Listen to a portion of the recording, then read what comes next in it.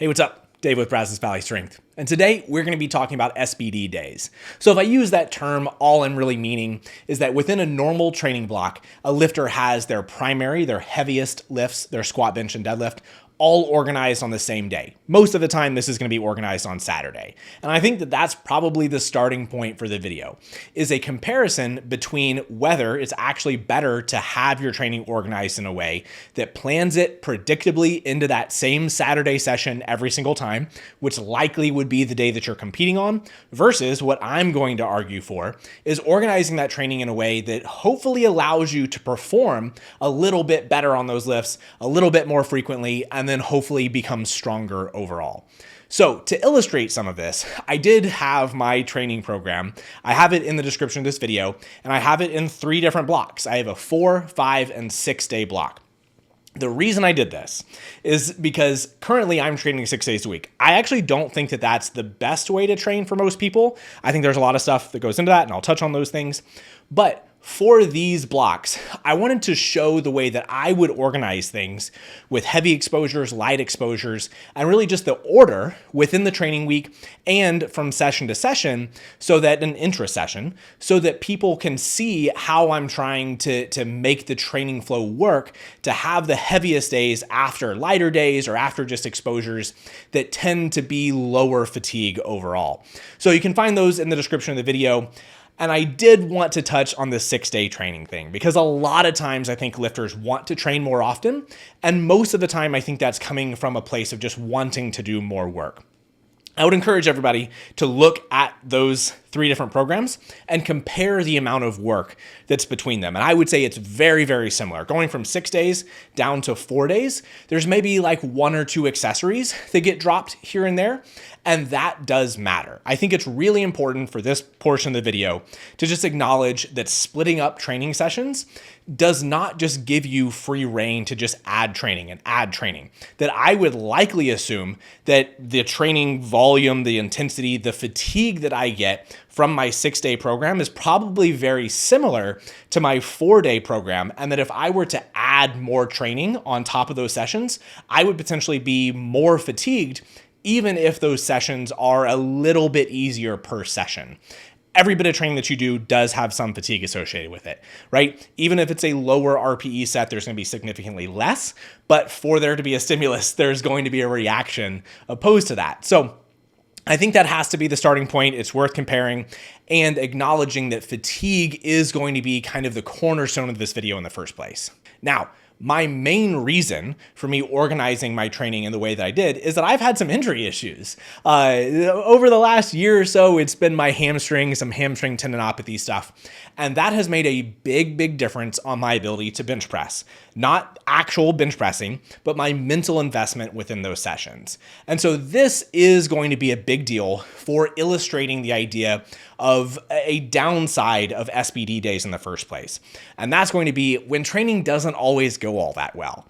So if you have a training session that's at the end of the week, a lot of hype going into it, you're going to have this big squat, you're going to have a big bench and deadlift following that big squat, and your squat session doesn't go all that well. You just don't feel very good. Your knee hurts. There's a pretty high chance that the lifts that come behind that earlier lift are going to be affected just from the mental aspect of things. I was really running into that. I was really having big problems being able to mentally bring myself to bench press pretty often when I was going in and trying to squat, and I was just having like really frustrating days and having a hard time overcoming that injury. And so my bench press has been stagnant along with the time that my hamstring has been hurt, basically because of mental factors. So I have the ability, luckily, to be able to divide my training. I can organize my life in a way that I can get up to the gym as much as I want, essentially. And I can organize my training to where I have 6 days a week. And I think that that can work for me. But I didn't add extra training to it. My training stayed the same comparing the 4 days and the 6 days, but it made a humongous difference for my mental investment. But I do want to acknowledge that the other side of that coin is mental investment that could actually benefit people doing their SBD days together. That I mentioned the hype that goes into a session like that. You have a group of friends and you're all organizing this day that you anticipate being a big, heavy day. that can be a meaningful change for your ability to perform. So there are some downsides to it, But there are upsides that I do think go along with that that's not negligible. But over time, if that session is consistently kind of rocky, I do think that the mental aspect of things and how the performance on the subsequent competition lifts after the squats, I think that those things are very worth looking into just from the mental investment perspective, and if that's a good long-term plan for people. Now, a huge part of this is just going to be intra-session fatigue. So I'm going to have some illustrations with this, and I think one of the first ones is going to be an infographic on its hamstring curl performance. So in a full body session, what this is showing is that at the end of the session, despite not doing any hamstring exercises, the hamstring curl was worse than when performed at the beginning of the session. So essentially, that's just an illustration of central nervous system fatigue, that despite not training the hamstrings, we are going to be fatigued enough that we don't have the same performance available. And essentially, that just comes down to our ability to produce force. And this is really going to be the core kind of physical component that I think more often than not benefits lifters to shy away from consistently organizing all of their heavy training days on the same day. So when you perform a session, when you perform any set, there's going to be some fatigue associated with that. I already mentioned that there is a decrease in fatigue associated with sets that are a little bit lower RPE. New cat here, a little bit lower RPE. So there are some ways to modify that to make sure that you're not super fatigued by the end. So ensuring that your sets aren't too high intensity, that the overall volume of the session is a little bit lower, that can help. But you can still get to those later sets, the bench press, the deadlift, and just physically, there's no way to avoid it. You likely are going to be performing worse than if you're fresh. This stuff does apply from session to session as well, as I already mentioned, that if you do a hard session and then the following day you're expecting to do another hard session, you're not completely fresh at that point either. So intra-session and within a week, this stuff matters, but I think it can be very, very relevant and acute within a squat, bench, deadlift day. So it not only is going to affect your skill, your ability to get into certain positions and to actually have that performance ability, but it decreases your ability to produce force, literally from your central nervous system, not even just from a willingness to try perspective. So this infographic shows that as well, that by the end of your session here, you may be getting to a point that you are trying as hard as you can. This says that you're at maximum perceived effort. You're trying as hard as you can. But because fatigue is present, you're still just not able to recruit the fibers in the same way. You're not able to produce maximal force. So because of that, you're consistently going to be performing worse and driving less adaptations, fewer adaptations from your training are going to be taking place. I have an older video, it's actually on my previous channel with Data-Driven Strength Guys, where I talk about the leaving some reps in the tank and essentially velocity loss within sets. And the main component of that is that velocity loss within our sets is because we are getting fatigued and our performance is declining just from central drive. That is not a good way to actually have our skill transfer to maximal effort sets.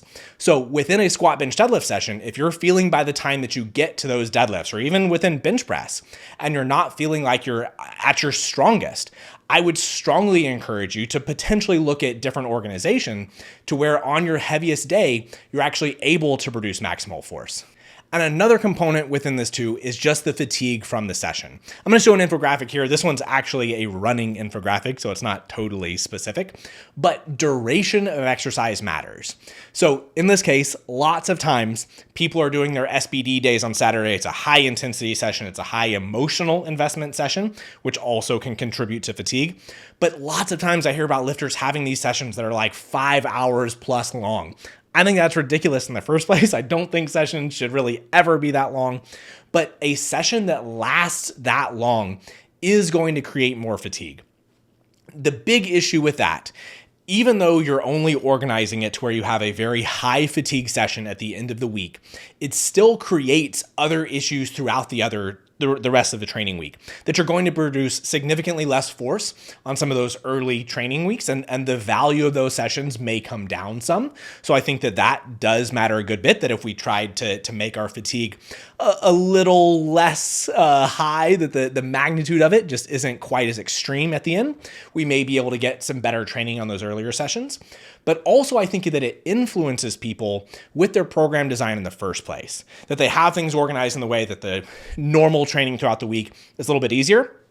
And they do feel better. They feel better at the end of the week, right? Because they finally decompressed, deloaded a little bit throughout the week, and they feel stronger than they felt on the other days. But I think that just the way that that program is designed might actually influence things negatively, that you feel like, man, after those heavy squats or whatever, I just need a lot of time to recover. But if it was organized differently and that session wasn't quite as long, that you may actually find an easier time, an easier flow to be able to create those predictable sessions within the week and have a heavy deadlift session on its own or a heavy bench session on its own, where it doesn't actually feel like it takes you a huge long time to recover because the session itself is shorter and it's just going to be easier to recover from overall in the first place. Now, I do think it's very much worth acknowledging that lifestyle factors matter here. I just said that I'm able to train 6 days a week. Most people are not able to do that. I work from home. I can dictate my schedule. I can change it around to be whatever I want it to be and get to the gym at a time that makes sense for me and still be able to do my job and do my work. Not everybody has that option. And there are people that just like from normal day-to-day life, they have families, they have a longer work schedule. Saturdays may just be their strongest day. They may just feel the best. Despite everything that I'm saying, there are people, I coach these people that just feel better at the end of the week, even if we would expect them to be stronger if training was organized differently. Mental fatigue coming in from work or just life stresses, they're not able to bring that focus and bring that attention to the session that really would drive more progress. So even though I would say that it's potentially suboptimal to put training, all their heaviest sets at the end of the week, I would still say it's optimal for them to be able to organize things that way. So that is for sure worth acknowledging. And even within this, I think that the hype and all of that matters. One of the questions that I ask every lifter that I take on is just about like what their gym environment is. If they have a session that they're training with friends and it's like their heavy squat day, right? If they're used to doing a squat, bench, deadlift heavy session at the end of the week, I don't really want to take that away from them if I don't have to. I may make their deadlifts a little bit lighter, which you see in my free programs. I am doing light deadlifts after my squatting, and there's some sessions that I would do heavy squats, then some light bench and light deadlift. So we can still have that opportunity to have that fun session with friends and be able to organize training in the way that makes sense. But lifestyle stuff and just like buy-in to training are things that really, really matter within this. And I think that those things factor in just as much as just about anything else. The last final part of this is going to be the idea of peaking into competitions and just performance in general within that. I just, from my experience, have never felt that I have seen lifters perform consistently worse by not organizing their heaviest training consistently at the end of the week. I think that that's kind of becoming a relatively common thing to be able to just really push that, to just always have those exposures line up perfectly. I don't see that being a huge deal. I think that we can create training to be able to make people stronger and then have a taper week that we've experimented with a little bit, but just a taper week that we run into competitions and then they're predictably strong on competition day. I just don't find it all that complex that even if somebody has their heaviest deadlift on Wednesday, to make them strong in their deadlift on Saturday. I think the other part within this too is that sometimes people are making their argument that they're consistently having their heaviest sessions, their SBD day on Saturdays, and then they feel like they're peaking very well and they perform better than they expected on bench press. A lot of times it's more so on deadlift that they end up feeling like they actually had an extra big performance and they peaked amazingly. When I hear that stuff, I sometimes think the opposite is true. I feel like what they're probably feeling in that moment is that competitions in general are just not going to be as fatiguing as our normal training session, that we have a lot more hype. The emotional energy is going to be what we want it to be. We're going to be in a pretty good mental state. So at that point, we have high investment. We're able to perform pretty well and a lot of times overcome some of that stuff that may happen later in sessions with bench press and deadlift. So we may get just a boost from that in the first place. But if consistently through normal training, somebody is performing a little bit lower than what they could on those SBD days, if they organized it differently and they had their deadlift on its own day where they could perform very, very well, I have found that very predictable, that people are not pulling less at competitions, even though they were pulling fresh on other days. I just don't see it. I think that maybe people are writing some tapers that aren't as good as they could be, or just kind of organizing training in ways that maybe aren't as good as possible. But I think that it's really not that challenging of a thing, that if you get stronger, you should be able to organize training in a way that actually shows up at competition despite making timing perfect. So if you do have any questions on this, please leave me a comment in the video. If you did like the video, give me a thumbs up, subscribe to the channel, and we'll see you next time.